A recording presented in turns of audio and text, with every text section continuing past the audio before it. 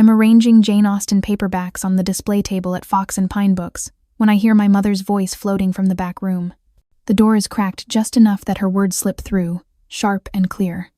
"We're counting on Dylan's startup taking off this year," she says, her tone bright with the special enthusiasm she reserves for conversations about my brother. "Ava? Oh, she's sweet, but she'll never amount to much beyond that little bookstore job." My hands freeze mid-motion, a copy of Pride and Prejudice suspended in air. The familiar weight of disappointment settles in my chest, heavier today of all days. Just this morning, I received the call about Grandma Eleanor passing away. "Linda, she manages the place now," comes the reply, probably from my aunt. "That's something." Mom laughs. Managing books instead of writing them isn't exactly something to brag about at the club. The mug of coffee in my left hand slips from my suddenly numb fingers, shattering against the hardwood floor. Dark liquid splashes across my ankles and seeps into the floorboards. "Ava?" Mom calls out, her voice instantly shifting to sugary concern. "Everything okay out there?" I stare at the broken ceramic pieces scattered around my feet. "Fine," I call back, my voice steadier than I feel. "Just dropped something." The brown puddle spreads beneath the Austen display, staining the bottom edge of a promotional poster. How fitting that even my coffee knows its place at the bottom, something to be cleaned up and forgotten. Last week's family dinner replays in my mind as I grab the mop from behind the counter. Dad raised his glass in another toast to Dylan's second business venture, even though the first one burned through $200,000 of their retirement savings before collapsing. "To my son, the entrepreneur," Dad had announced, his voice thick with pride. "Taking real risks, creating something from nothing."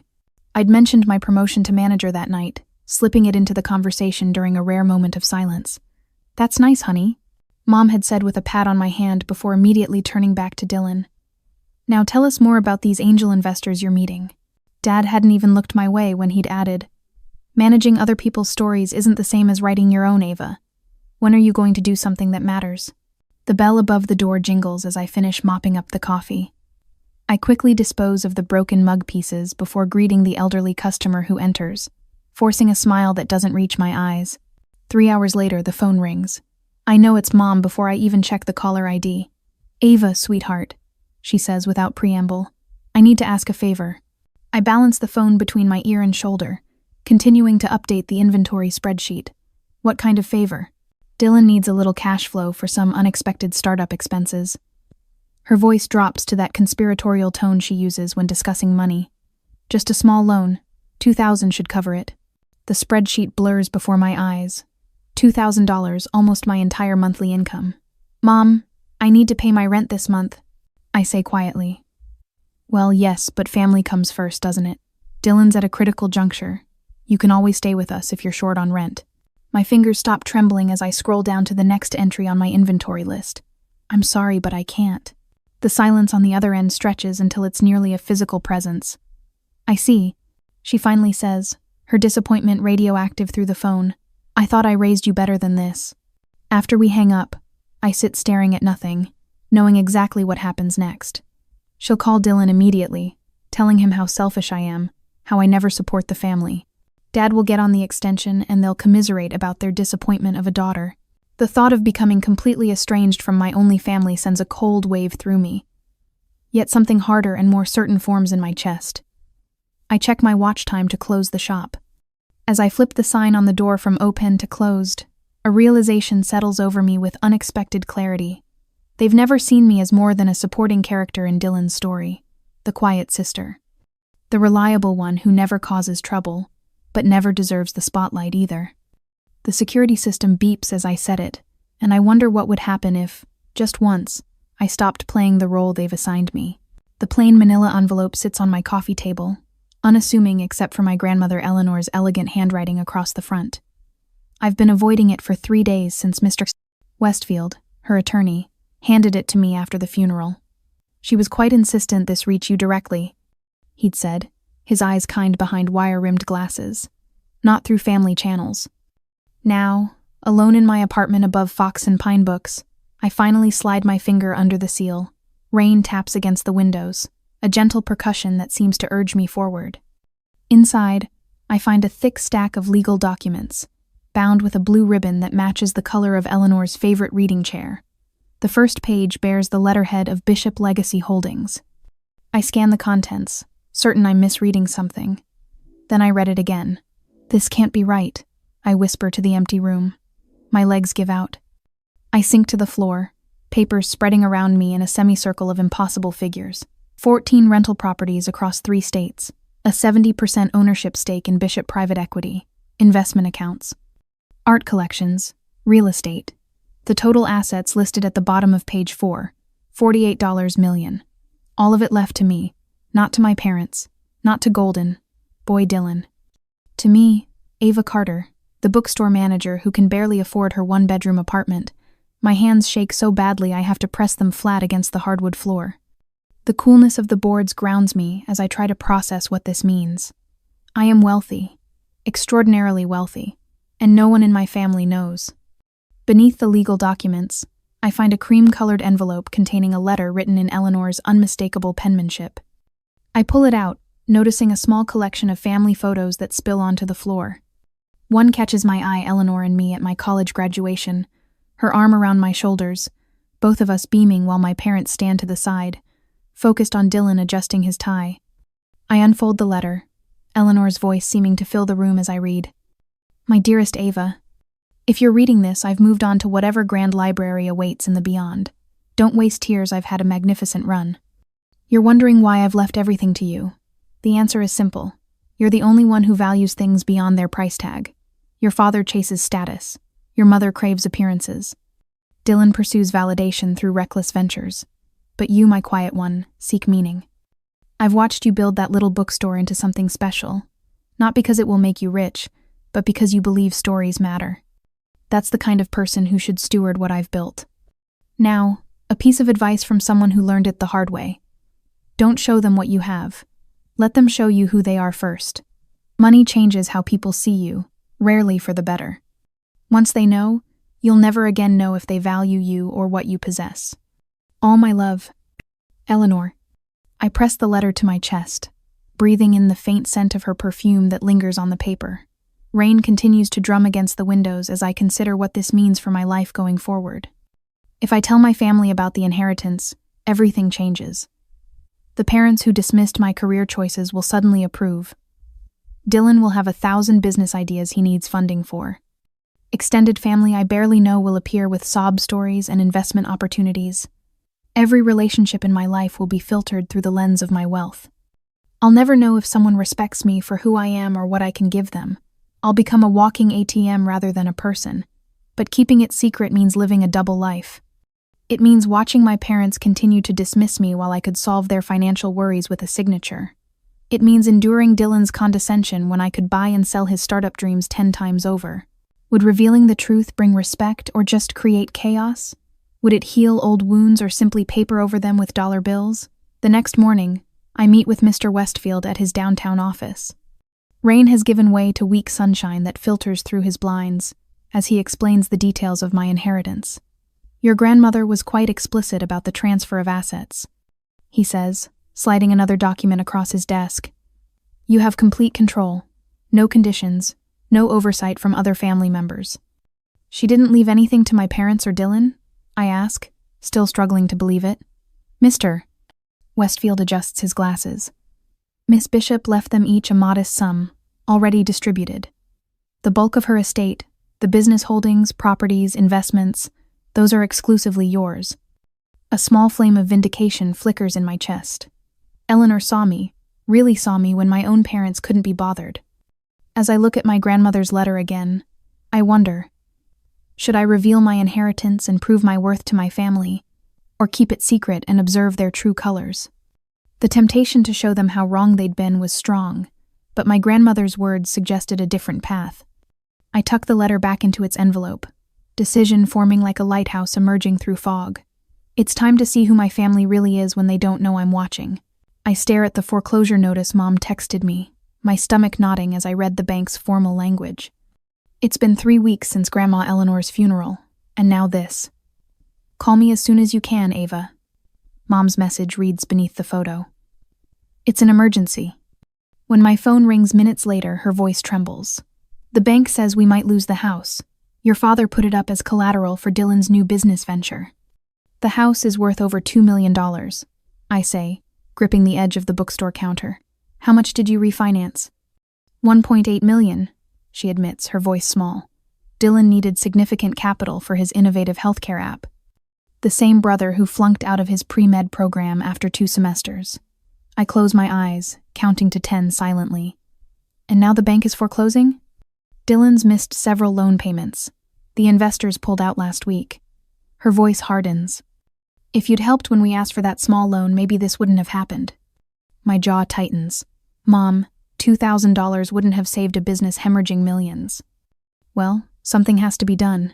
Your father's reputation at the country club is at stake. Of course, their social standing matters more than financial responsibility. I have to go. I have customers, I say, though the store is empty.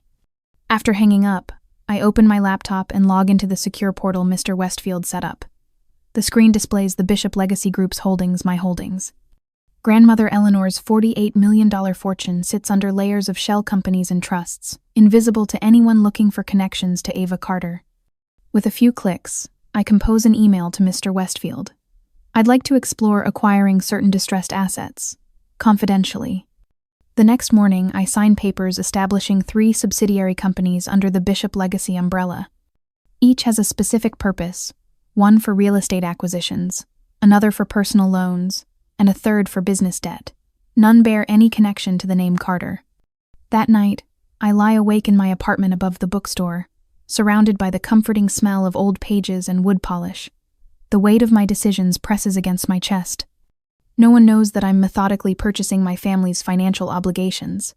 Not my parents, not Dylan, not even Martha, who manages the bookstore when I'm not there. The isolation of keeping such significant secrets sometimes feels crushing. I'm becoming a shadow investor in my family's destruction, or perhaps their salvation, depending on what lessons they learn. 2 days later, Mrs. Henderson, an elderly regular customer, peers at me over her reading glasses. I saw your grandmother's obituary.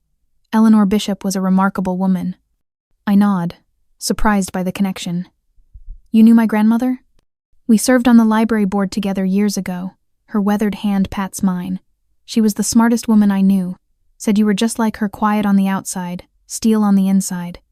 My throat tightens as I hand her the books she's purchasing. Steel on the inside. I wonder if Grandma Eleanor knew what I would eventually do with her legacy. Sunday dinner arrives with its usual expectations. Mom has prepared pot roast, Dad's favorite, likely hoping to soften him before discussing their financial situation. Dylan arrives late, designer sunglasses perched on his head despite the cloudy day. Sorry I'm late, he announces, dropping into his chair. Had a promising meeting with some new investors. Dad perks up. That's my boy, always bouncing back. I focus on cutting my meat into precise pieces, saying nothing. Halfway through dinner, Mom sets down her fork. We need to discuss our situation as a family. She glances at me. If you'd just help with a small loan, Dylan wouldn't be in this mess. We're talking about keeping a roof over our heads. The familiar pressure builds, be the good daughter, sacrifice for family. But something has shifted inside me. Sometimes the kindest thing is letting people face consequences. I say quietly. Mom's water glass freezes halfway to her lips. What did you just say? I said sometimes people need to experience the results of their choices to learn from them. Dylan snorts. Since when did you become a financial expert? Still playing with books while the adults handle real business. I meet his gaze steadily. The bookstore turned a profit last quarter. How's your track record? The table falls silent. I've never spoken to Dylan this way. Ava, Dad says, his tone warning. Your brother is trying to build something meaningful. So am I reply, surprising myself with how calm I feel. I'm building a life I don't have to lie about. The realization washes over me like cool water. I don't need their approval anymore. Eleanor's inheritance isn't just financial. It's the freedom to be myself without apology. Back at work Monday morning, Martha notices my changed demeanor. You seem different today. Good different. Mr. Westfield calls with updates on my acquisitions. The Carter mortgage has been transferred to Horizon Holdings as requested. They have no idea you're behind it. And Dylan's business loans? Acquired through the tertiary company. Everything's proceeding according to plan. I thank him for his discretion, knowing he respects my judgment without knowing the details. That evening, I make my boldest move yet, instructing my financial team to issue a formal bankruptcy notice to all Carter family debtors. The notice will come from Bishop Legacy Group, a name that means nothing to them now, but soon will change everything. As I sign the final authorization, a strange calm settles over me. I've become the invisible hand controlling my family's financial fate. Now it's time for them to learn who I really am. Next day, I spread the financial documents across Mr. Westfield's polished mahogany conference table, my finger tracing the path of debt my family has accumulated. The room smells of lemon polish and old books, reminding me of Grandma Eleanor's study. "Are you certain this is the approach you want to take, Miss Carter?" Mr. Westfield adjusts his wire-rimmed glasses, concern etching lines around his eyes. "Absolutely." My voice holds steadier than it would have 3 months ago. "We've acquired their mortgage, Dylan's business loans, and the home equity line. Now we need to coordinate the timing."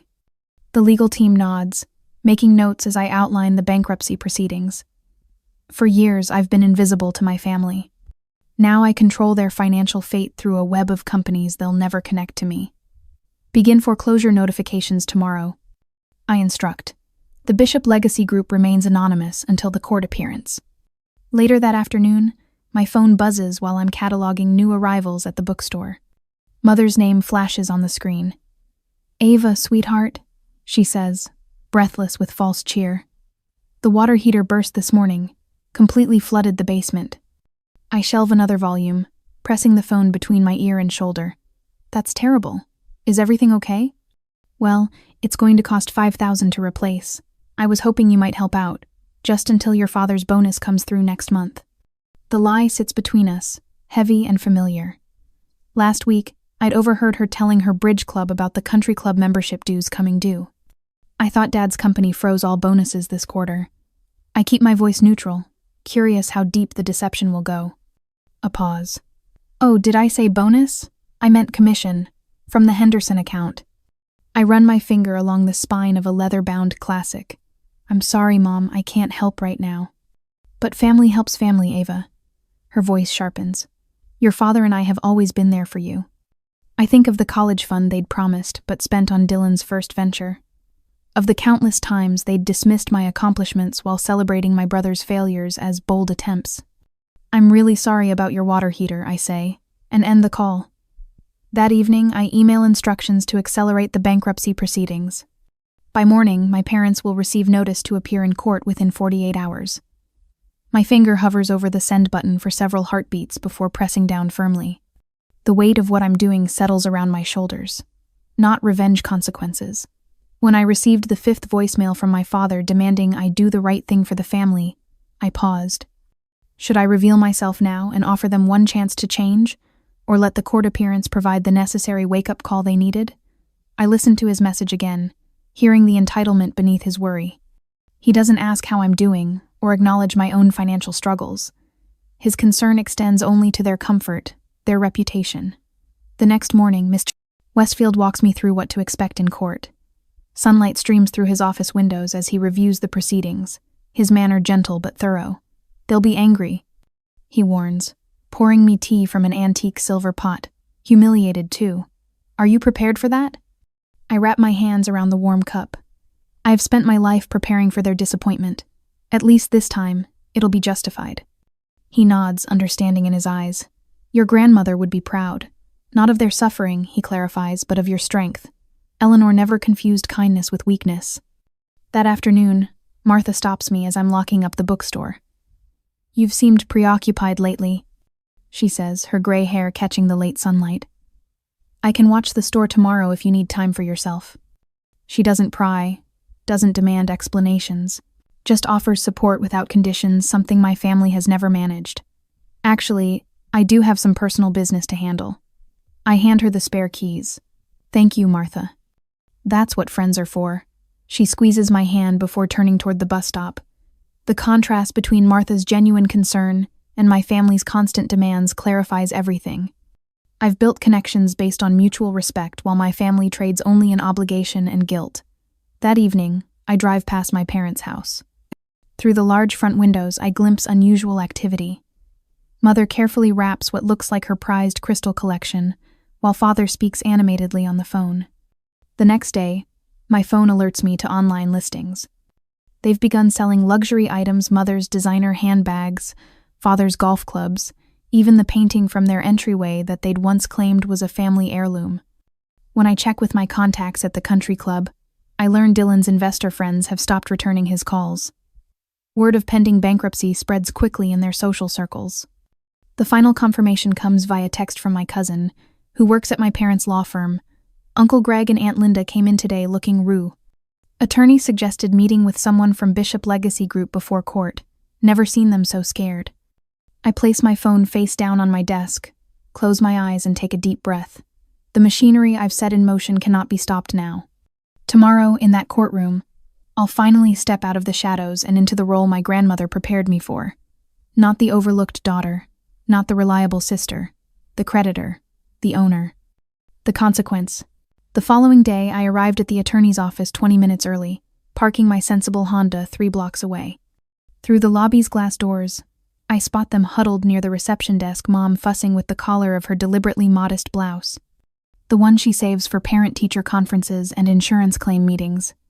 Dad shifts from foot to foot, rehearsing what I imagine is his hard-working American speech. The gold Rolex he normally flaunts is conspicuously absent from his wrist. The tan line where it usually sits speaks volumes. From my vantage point behind a potted fern, I watch Dylan pace near the water cooler, his expensive haircut at odds with his carefully rumpled button-down. He catches sight of an assistant walking by with a portfolio labeled Bishop Legacy Group and snorts. Some hedge fund out of New York thinks they can just swoop in and take everything, he tells Mom. We'll see about that. People like us are why America works. These vulture capitalists don't understand family values. Mom pats his arm. The judge will see we're good people who hit a rough patch.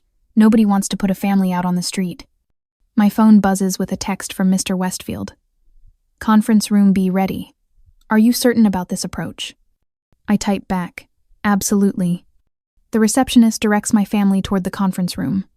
I count to 60 before following, giving my sensible flats time to carry me down the hallway. The weight of the portfolio in my hands feels substantial, like something earned rather than given. When I push open the heavy oak door, the conversation inside halts. Mom's mouth forms a surprised O. Ava, what are you doing here? Dad asks, his rehearsed humility slipping. We're in the middle of something important. I place my portfolio on the polished table. I know exactly what you're in the middle of. Dylan rolls his eyes. Unless you've got $200,000 to bail us out, this doesn't concern you. Actually, I slide the portfolio toward the family attorney. It concerns me quite directly. The attorney, a thin man with wire-rimmed glasses who's handled the family's affairs since before I was born, opens the portfolio. His eyebrows climb steadily upward as he flips through the documents. These appear to be ownership certificates, he says, voice faltering. Bishop Legacy Group Island. Mine, I finish for him. Or more accurately, I am Bishop Legacy Group's legal representative. The silence that follows feels like the moment after a thunderclap that's suspended second when the brain catches up to what the ears have heard. I believe we have some financial matters to discuss. I say, taking the seat at the head of the table. Mom laughs nervously. This is a joke, right? You work at a bookstore. I manage a bookstore. I correct her. I also manage 14 rental properties, a controlling interest in a private equity firm, and now, as it happens, your mortgage and business loans. The attorney clears his throat. Perhaps we should continue this discussion at the courthouse. The judge is expecting us in 30 minutes. In the courthouse's wood-paneled bankruptcy courtroom, my family clusters on one side of the aisle while I sit alone on the other. Mr. Westfield joins me moments before the bailiff calls for all to rise. Judge Harriman, a silver-haired woman with penetrating blue eyes, reviews the file before her. I understand the primary creditor in this case is present, she says, looking up. Bishop Legacy Group, represented by Miss Ava Bishop Carter? I stand. Yes, Your Honor. Dylan's chair scrapes against the floor as he jumps to his feet. This is ridiculous. She's my sister. She can't be our creditor. Mr. Carter, Judge Harriman says, not raising her voice but somehow filling the room with it, you will be seated immediately or removed from my courtroom. He sits, face flushed with anger. The judge turns to me. Miss Bishop Carter, my understanding is that you've acquired the majority of the debts owed by the Carter family through your company? That's correct, Your Honor. I have documentation showing the acquisition trail and current ownership. She examines the papers I submit, nodding occasionally. Everything appears to be in order. As the primary creditor, what resolution are you seeking today? I straighten my shoulders. Bishop Legacy Group proposes a debt restructuring plan rather than foreclosure, with 3 non-negotiable conditions. The family attorney leans forward. And those conditions? First, Dylan Carter must maintain full-time employment for at least 2 years before attempting any new business ventures. I say, not looking at my brother. Second, the family home must be sold and the proceeds used to pay down existing debt. Third, my parents must attend financial literacy courses as part of the agreement. Mom covers her mouth with her hand. Dad stares at the table before him. These terms seem reasonable to me, Judge Harriman says. The alternative would be complete liquidation of assets. Through the courtroom's open doors, I spot 2 of Mom's garden club friends whispering in the hallway. News travels fast.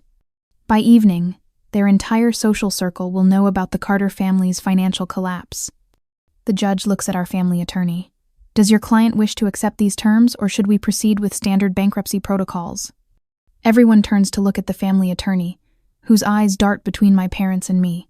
The weight of decades of family history hangs in the balance. After what feels like hours but is merely seconds, he clears his throat. On behalf of the Carter family, he says, voice steady but resigned, we accept the terms as presented by Miss Bishop Carter. The gavel comes down with a finality that echoes through the courtroom, closing one chapter and opening another. 6 months after the acquisition, the quarterly meeting of Bishop Legacy Group falls silent as I stand at the head of the conference table. Sunlight streams through floor-to-ceiling windows, illuminating the portfolio reports before each board member. Their eyes track my movements as I gesture toward the projection screen. The Harrison Avenue properties have exceeded our renovation budget by 12%. I say, my voice steady and clear in the hushed room. But our tenant applications have increased 3-fold, justifying the additional investment in sustainable materials. Mr. Westfield nods approvingly from his seat at the far end. 6 months ago, I would have whispered these recommendations from a corner chair. Now I command the room with the quiet confidence Eleanor always saw in me. Our next agenda item concerns the Riverfront Development Fund. I continue, clicking to the next slide. I propose increasing our commitment by 20%, focusing on affordable housing for seniors and educational spaces. The board members exchange surprised glances. It's a bold move, exactly the kind of investment Eleanor would have championed, blending profit with purpose. When the vote passes unanimously, I feel my grandmother's presence like a gentle hand on my shoulder. Later that afternoon, the familiar bell above Fox and Pine Books jingles as I push open the door. The scent of paper and coffee wraps around me like an old friend. This is Tuesday, my bookstore day. I could have abandoned this place after the inheritance, but something in me needs the solid reality of books beneath my fingers, the quiet conversations with customers who have no idea who I am beyond Ava, the helpful bookstore manager. Miss Carter, Jenny calls from behind the register. She's 19, working her way through community college with the same determined focus I once had. The new shipment of classics arrived this morning. Perfect timing, I say, hanging my coat on the rack by the door, the same one where I once hung it every day. The difference is I now own not just the books inside, but the building itself and the block beyond. I help Jenny unpack the shipment, showing her how to check for binding quality and arrange the display. When she mentions her struggle to afford next semester's tuition, I don't hesitate. Jenny, the store has a scholarship program for employees. I tell her, carefully, not saying it's actually my program, created last month with Eleanor's principles in mind. I'd like to recommend you for it. Her eyes widen. Really, that would change everything. Someone once believed in me that way. I say simply, now it's your turn. The evening finds me hosting a small dinner in my apartment above the store. The space remains modest by choice, though I've added comfortable furnishings and better lighting. Mr. Westfield arrives first, followed by Martha, who managed the store during my absence. They're the only ones who know both sides of my life now. Martha raises her glass, to seeing people for who they truly are, not what they have. Mr. Westfield adds, and to Eleanor, who saw the truth in Ava long before anyone else did. I smile. grateful for these genuine connections that have nothing to do with my bank accounts. The following Sunday, I park my car at a discreet distance and watch my family move into their new house in Salem. It's a modest 3-bedroom with a generous yard, the kind of place where people build real lives rather than facades. The foreclosure and bankruptcy proceedings left them little choice but to accept my terms: financial counseling, reasonable employment, and living within actual means.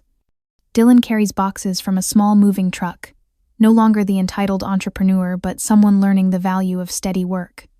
My parents arrange potted vegetable plants along the porch, railing a humble beginning to the garden they now need for practical reasons. I don't approach them. Our relationship is rebuilding slowly through carefully structured monthly dinners, where we're learning to see each other clearly for perhaps the first time. They know now what I'm capable of, but more importantly, they're beginning to recognize who I've always been. Back at the bookstore, I hang a small wooden plaque beside the register. It reads, "True strength isn't about what you have, it's about how quietly you carry it." Eleanor's words, though no one else would recognize them.